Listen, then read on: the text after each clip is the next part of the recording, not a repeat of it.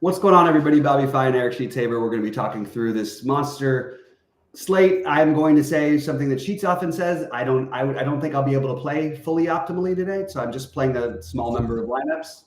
But we're getting in news as it's going, and just still waiting for some things to update. But I guess sort of what's maybe a big takeaway that you have from the morning to now. Well, why don't you update, Betty? What do we have and what are we waiting on? Zion out officially. Who is Zion? Zion's out. When was that released? I got an alert. It was probably a little bit earlier. Oh, so I don't think I probably won't have him in my numbers. Yeah, it was 30 minutes ago. When is that game? That game's at 7.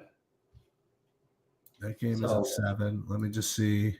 They're gonna get smoked.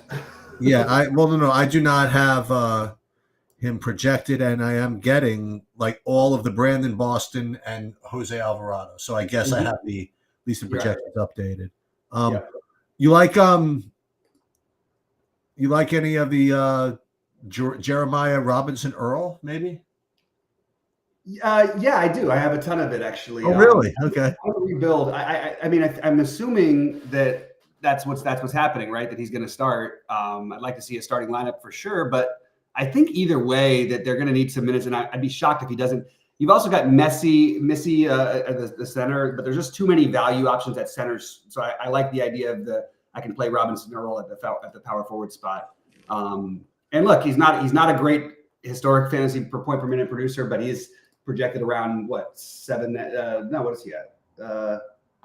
Actually, you know what? Let me just double check something because I see it seems like his projection. Oh no, there he is. Yeah, he's projected what? Almost 7x, 6.7x, 23 fantasy points.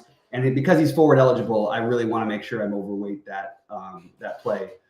And there's just a lot of good centers to talk about tonight, both for value, mostly for value. But I'm looking at my exposures right now, and I'm getting like a bunch of different stuff. Keita is the one that everyone's playing, but I am committing to Zach Edey tonight. So I'm going, about 40% on him actually, and it could bite me, but I'm willing to take a gamble, especially not playing a ton of lineups. And I think that's a good way to get a little bit off the Keita chalk. And I think you can play him with Keita and get some low ownership that way.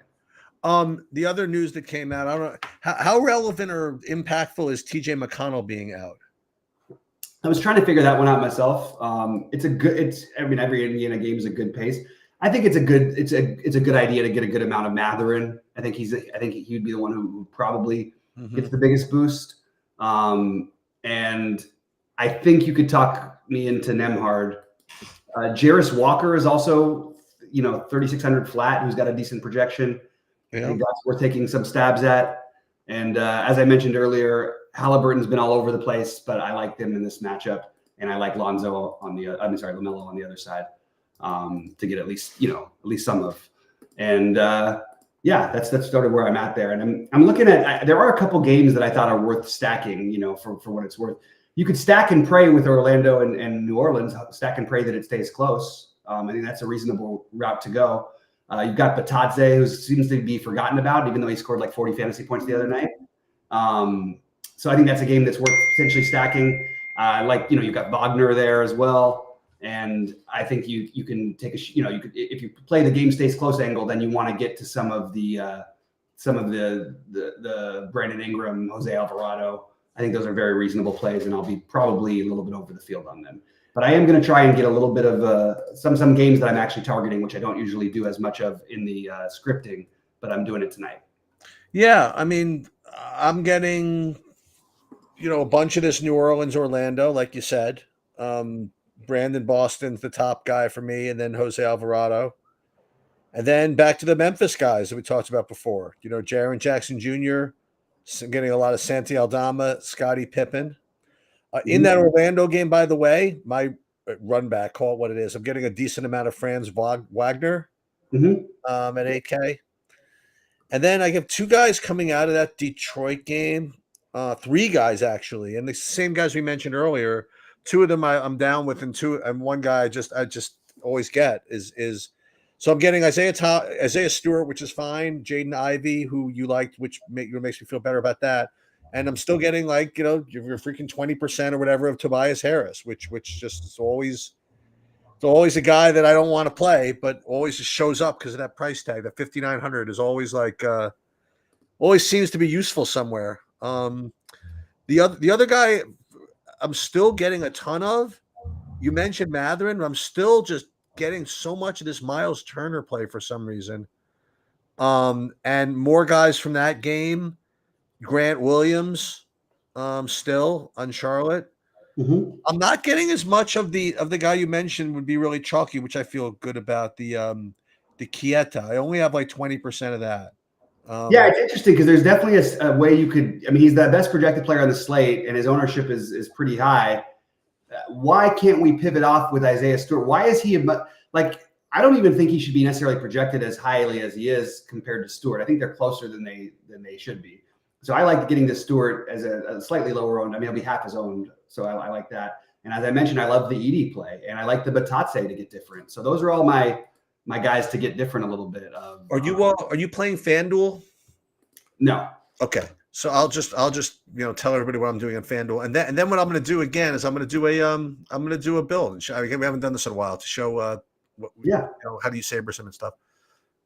So in FanDuel, my highest owned dude is Jaren Jackson.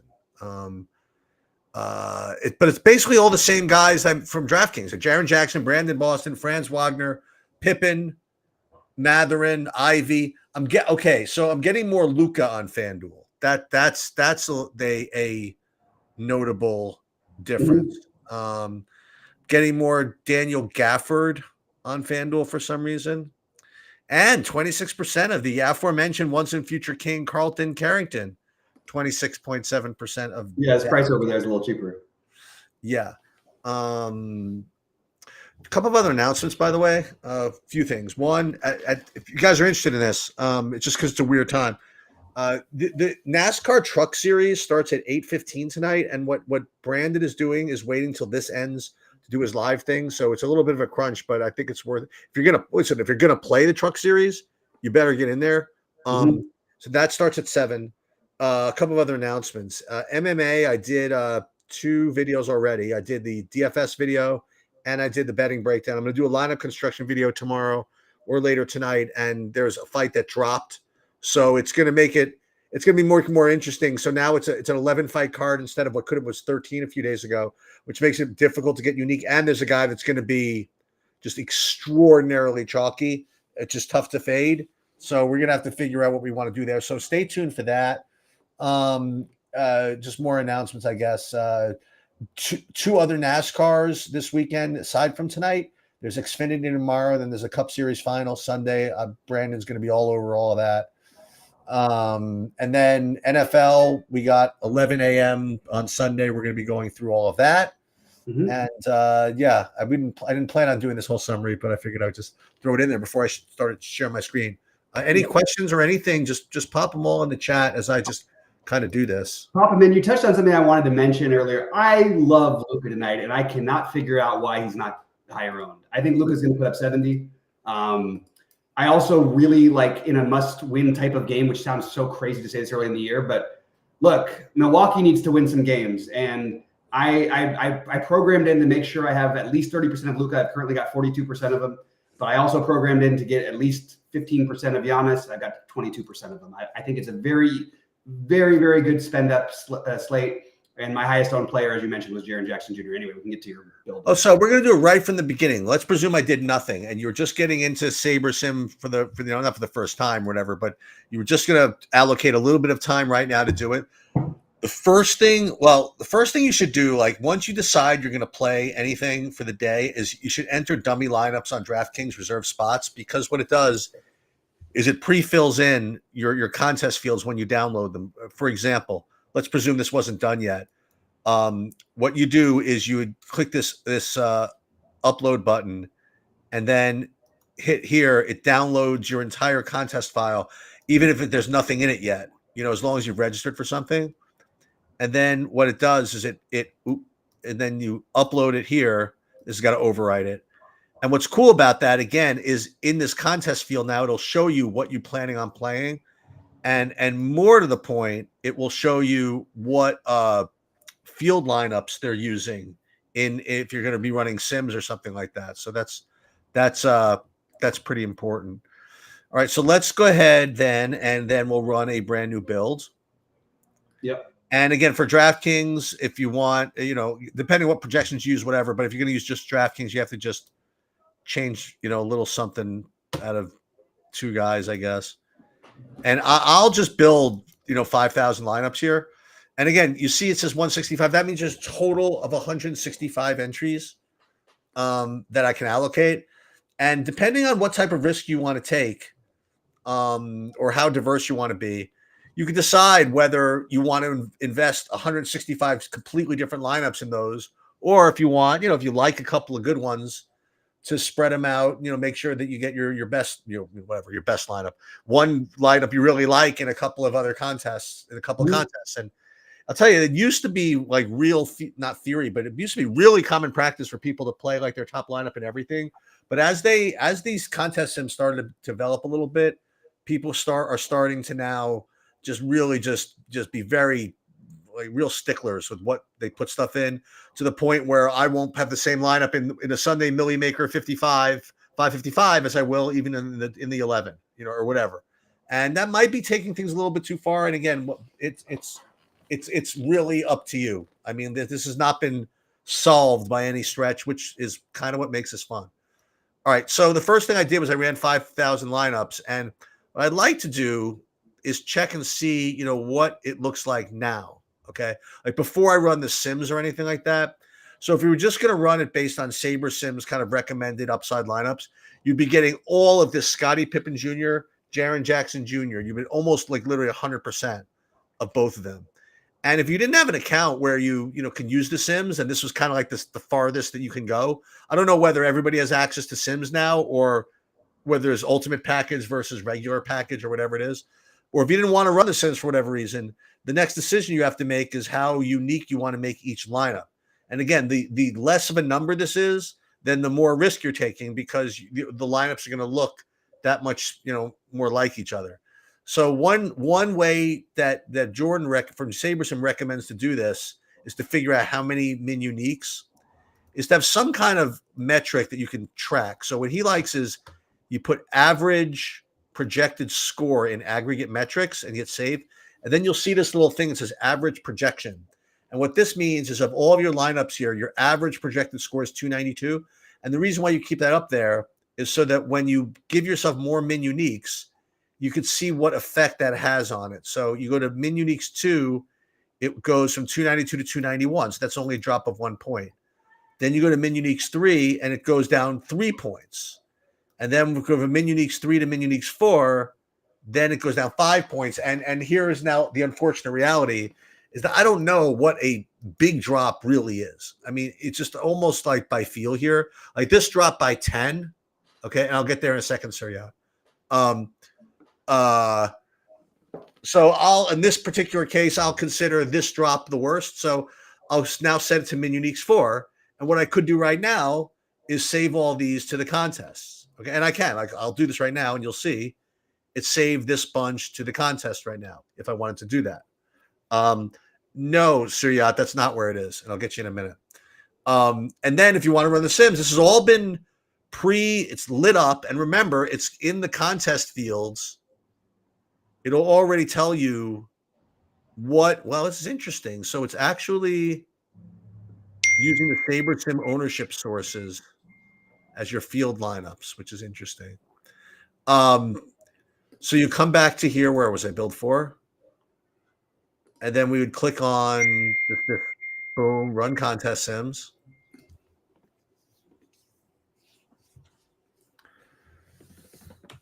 I'm just going to throw some out while they're running real quick. Gary Trent was ruled out, and he was not starting before anyway, and we got Andre Jackson minutes last time. I think Andre Jackson becomes a much better play than he was before, even though Trent only played 7 minutes in the last game. Andre Jackson projected at 17 fantasy points. He put up 25 in the last game. So I think that whether the projection's updated or not, I think you want to get some exposure to that 3,400 play. Okay. So we've run the Sims now, and then what you want to do is decide whether you want to enter these things with the entry editor using direct fill or autofill. And what direct fill does is it has you like manually decide what goes to where. And it's pretty time consuming to do it this way. So what I do is just go to autofill, and what autofill will do is take your settings, and it will. This is what happens. It will run a sim for this contest, and then what it'll do is get rid of that lineup. Then we'll run a sim for this contest and get rid of that lineup, and so on and so on, till you have all unique lineups of 165 in here. So what you're going to want to do in that case is move the ones to the top that are either like the biggest buy-ins or just the ones you care the most about, to make sure that they get the top lineups. So I've kind of done that. And then when you here's kind of a cool way to check that it's working. When you click Save My Contest, you'll see on the right, you'll see it kind of doing its thing for each one. Like this one, you'll see build for 615. Then you'll see 615, 615, 615. And so you'll see it actually like kind of working. And then you'll see when it's done, this green button up here will light up, and then you can just download them from here. Now I'm not going to do that because I kind of like what I had already. But that's what you're doing, and you're ranking these by risk-adjusted ROI, and you're kind of all ready to go. There's a very nice automated way to take advantage of the SaberSim stuff. Now, first thing about doing GeoMean for duplication, I don't think I've ever done that in an NBA Classic slate. That's especially 10 games. Like I'm never worried about getting duplicated when you have 100 players to choose from in 9 roster spots or whatever. I really only care about that with sports like MMA, League of Legends, just sports with very few combinations. However, since you want to see how to do that, I will show you. First thing that you want to do is, let's say for the lottery, the first thing you want to do is you want to see how many people there are in the contest. And that is, let's see, how many people are in this thing? 51,470. And why is that? Because if you want to set a filter of a GeoMean of below a certain amount, you need to know what amount you're looking for. And there's a calculator that we have online that will do this for you. So if you don't want any dupes in a tournament with, what did I say? 51,470, you'll pull up the GeoMean calculator. And again, this is available on TrueDFS, but it's also very simple calculator thing that you can put in here. So what you do is you put in here, first of all, the number of players in the lineup, which is how many? 8 in the NBA DraftKings. Yeah. Total number of entries, let's say, what did I say? 51,470. So you put this in here, 470. And then number of dupes, you put like 1. That means, that's probably the lowest you could put in. And then what this does, this calculates, and this is the formula that it used to calculate the GeoMean that you want to limit yourself to estimate, an average number of dupes of 1 or 0 or whatever. Okay. So if you want to copy, you guys want to copy down this formula, that's what it is. Or you can it's very easy.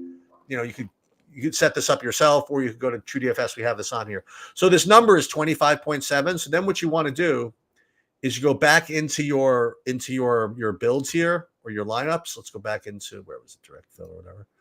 And then you click on filter. Oh wait, let's go back to the build. Sorry about that. We'll go back to the lineups. Sorry about that. Lineups. Okay. So we hit filter, and then we hit add new filter, and select an option. You go to GeoMean, and then you want all lineups with a GeoMean less than, and then you put in that number that we had, which was 25.7. And then you hit this, and then it will filter out the lineups that were higher than 25.7. Now, as you see, like if you look through here, like GeoMean 18.24, it's very unlikely that you even got rid of anything that was rating to be duped in an NBA slate. But when you're dealing with, NBA 2-game slates, you'll come up with that. Definitely MMA slates, League of Legends slates for sure.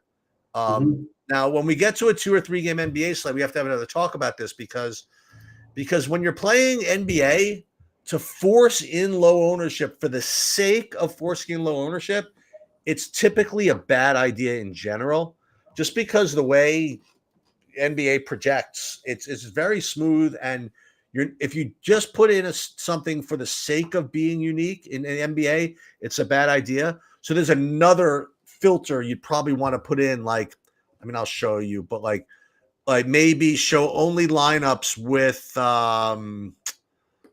a projected score or of greater than something, or I don't know, within contests and target contests, an ROI of like greater than 0 or something like that, to make sure you at least are not getting, dog shit lineups, just because you went for low ownership. Right. I'll do a little more of the geo mean stuff again for sports where it's more relevant. But since you asked, figured I would put this up there.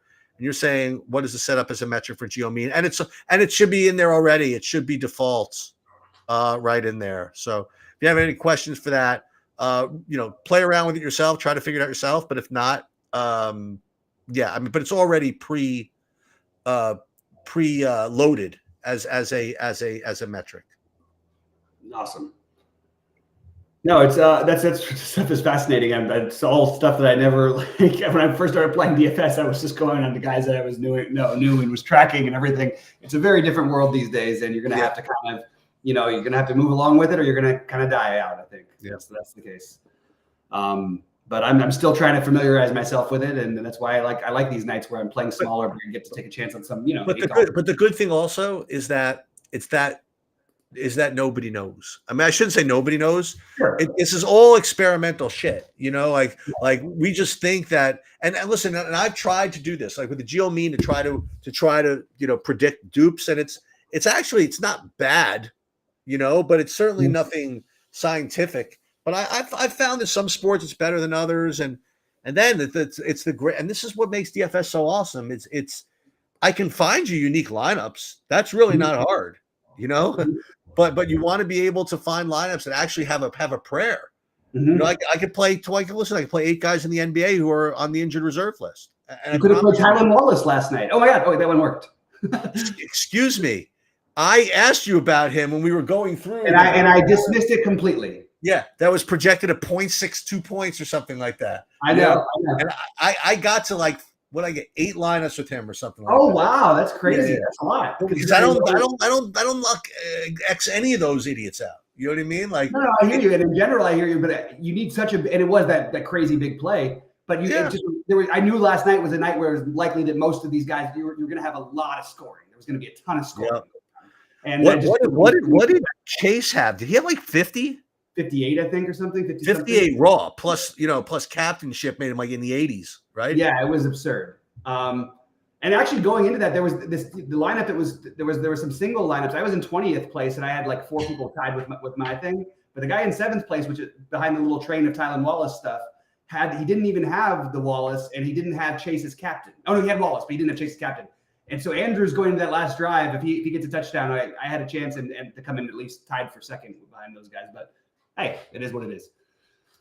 It was a wild game, a really, really crazy one, and probably the best Thursday night football game that's happened as far as I can remember. And then my Twitter feed is just the best. I mean, it really, really is, because I mean, it was literally the exact same decision with a few little twists. Yeah. Okay? And I saw it coming like that whole possession. I was tweeting. So when they score the touchdown, what do y'all think? Are they going to go for 2? Which is going to be the hashtag fireable offense. You know what I mean? Because I think on the road you have to go for 2. I actually think they did the right thing. I just didn't like the play they called. Yeah, but whatever. You know what I mean? And then now because they didn't make it, well, this is why in this particular case it was different. They should have just shut up. Nonsense. Just shut up. I mean, absolutely. Honestly. The only argument that I heard that made any sense of why you wouldn't go for 2 there was that, okay, because Baltimore might play it passively with 30 seconds left or whatever if the game is tied, but I don't think that's even the case. I think Baltimore would have gone and tried to score a field goal, getting the ball back. Especially with Tucker. I mean, like, yeah. Well, although he did miss the extra point, but yes, that's true. Something's happened to that guy. He's not quite the same guy he used to be. I think that since they got the best kicker ever in the world in Dallas, he somehow it affected Tucker, and I think it hurt his feelings. I don't know. He hasn't been the same ever since. Boy, Scottie Pippen is really blowing up. And I like it actually, but I don't know if I like it 75%. I guess I'm not playing that many lineups anyway, but still. Oh wow, Edie's popped up. His ownership projection literally shot up during this it went from 6 to 14%. That's pretty wild. There's not really any news about it that made it that way. It just, I'm going to call it right now that whatever projection you see on Luka's ownership right now is just going to be wrong, because I cannot figure out why you wouldn't be getting to like 40% Luka. I really can't. Like, I think it's such a good play. It doesn't even feel like it's risky. It just feels like there's just so many times here I feel like he ends up in the winning lineup. That's just my take. I think it's his projection is also too low. I would bump it up by like 5 points at least. Did we get any more news on McCaffrey? Everything I've heard is saying that he's going to play. Right, me too. I haven't heard anybody say anything different, so I just think it was a blip in the system at this time. But we'll get the for sure news that Sunday, for sure. And we know he's playing unless some weird setback happens. I think that's where I'm at least. Well, you know what's Christian McCaffrey is we've gotten it completely wrong like many times. So I don't know. No, I know. Well, about him playing, yeah. Right. When he plays, he's it's hard to get him wrong usually when he's in there. When he if he plays, should we just play him? I'm probably not going to this week because there's so many good running back options, and I feel worried about the situation. But and Tampa Bay is good against they're funny that they've been getting killed against the running backs this year, but it's all been through the passing game. But that's what Christian McCaffrey does. And in general, they're really good at stopping the run, but it's more up the middle runs. So he's a good play if he plays. I mean, he is. I don't think he's out of play. I probably am not going to have too much of it, is my guess. All right. Anything else we should touch on before we end up getting out of here? No, we're good. That was really good, Sheets. That was a really helpful thing, actually. And can I tell you, I've done that so many times. It's just a question of when people catch it. Yeah, no, exactly. What I was going to say is that would be nice also is that, again, if that could be like, when I do that, could go on the, what's the word I'm looking for? On the site, and stay there, as like a frequently asked question or something like that. Absolutely. But I don't mind. But I don't mind just continue to go through it. That's fine. Too. Yeah. And also things do change and evolve, and stuff like that, and we're figuring out new things. That's true. That's true. But I agree with you that we'll but if you guys have any questions about that kind of stuff, I mean, put it in the the Discord or whatever, and I'll do my best to get there. Yeah, awesome.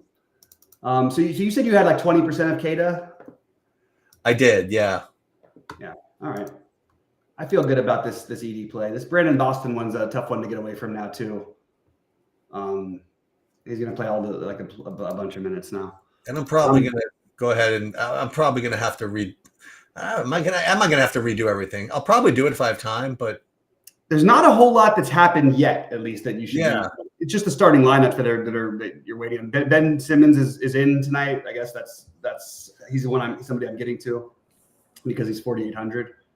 Man, talk about a career. That's one of the weirdest careers in the history of sports. Ben Simmons. Yeah, you keep pointing it out. I mean, he was one of the, if not the leading scorer, like one of the leading scorers in college basketball. He was the leading scorer. He was the leading scorer even. Yeah. He averaged 30 a game. I mean, in college, which is like nobody does that. Shaq didn't do that in 40 minutes. I mean, like whatever.